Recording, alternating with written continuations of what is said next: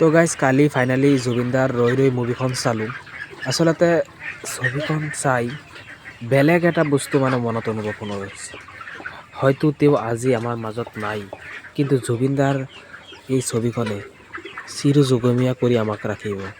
তেওঁৰ এই ছবিয়ে আমাক সদায় মনত পেলাব। তেওঁৰ ছবিখন চাই আচলতে এটা বেলেগ অনুভৱ হৈছে। হয়, ছবিখনত আপুনি চাই বেলেগ এটা বিভিন্ন ধৰণৰ কেৰেক্টাৰ দেখিব পাব।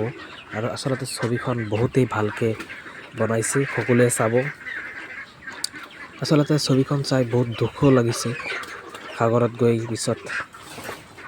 পৰি যায় পিছত লগৰ সেইখিনিয়ে উঠাই লৈ আনে আকৌ। কিন্তু তাৰ যিটো গানৰ প্ৰতিভা, জুবিনদাৰ যিটো গানৰ প্ৰতিভা, সেই প্ৰতিভাটো সম্পূৰ্ণ দেখুওৱা হৈছে।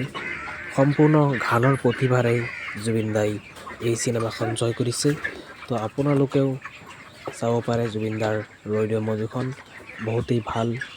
আৰু মই ভবা নাছিলোঁ যে আচলতে এনেকুৱা ভাল হ'ব, কিন্তু অসমীয়া চিনেমা হিচাপে বহুতেই ভাল লাগিছে মোৰ। প্ৰথমবাৰৰ বাবে মই চাইছোঁ, কিন্তু যিখিনি দেখুৱাইছে বহুতেই অসমীয়া এখন চিনেমাত আচলতে বহুতেই কষ্ট কৰি বনাইছে। থেংক ইউ ছ' মাছ, সকলোৱে চাব।